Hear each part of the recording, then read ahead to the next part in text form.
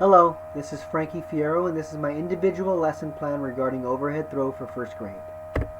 We'll start off with my content standards addressed. I utilize the Physical Education Model Content Standards for California Public Schools K through 12, as well as the English Language Arts Standards.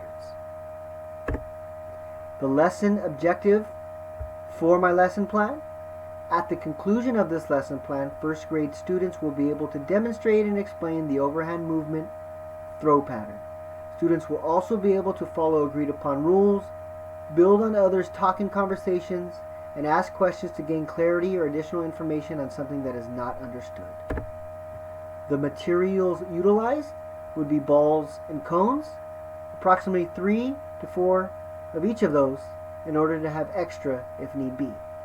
The multiple intelligences utilized were bodily kinesthetic, verbal linguistic, interpersonal, and spatial. For diversified learners, I would allow the use of 2 hands when throwing, allow additional time to complete the task, reduce throwing distance, and provide continuous teaching cues. So the proper overhead throw: feet evenly spaced and knees slightly bent, shoulder width apart. Student will hold the ball in his or her dominant hand. Opposite side of the body faces the target. Shoulder would be pointed at the target. They would reach the throwing arm back behind the head as if they were grabbing a ball off the table. They would bend the throwing arm at the elbow to form an uppercase L. Step in opposition and lead with the elbow. The lead throwing arm over the head in the direction of the target, snapping the wrist and following through, just like fastening a seatbelt. They would also need to ensure release point is at the head to avoid overthrowing the target. Here's some of my teaching cues that I would utilize. I would remind the students opposite side of their body to their target. They would grab the balls if they were doing so off a table.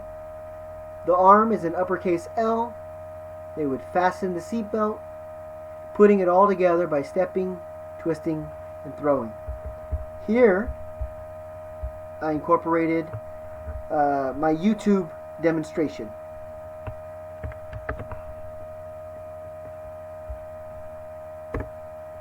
A formal assessment. I would set up a simple and effective task for students to focus on the overhand throw. Each student will receive a ball.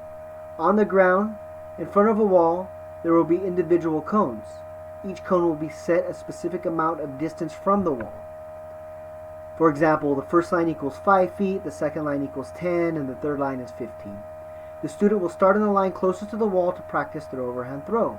If he or she hits the wall while the ball is in the air, the student will then move to the next line. The student will throw the ball again. If he or she hits the wall while the ball is in the air, the student moves on to the next line, and so on. However, if the students do not hit the wall, then the student must move up to the previous line in order to try again.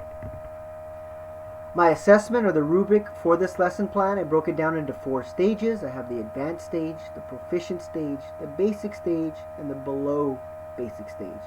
Ultimately, you would hope that all students would be at the advanced level, but obviously if not, we have it broken down. At the advanced level, we would have the proper overhand throw involving snapping of the wrist and following through, bending the throwing arm at the elbow, stepping with the opposite foot, and the opposite side of their body faces the target. This has been my individual lesson plan regarding overhead throw for first graders. I hope you enjoy.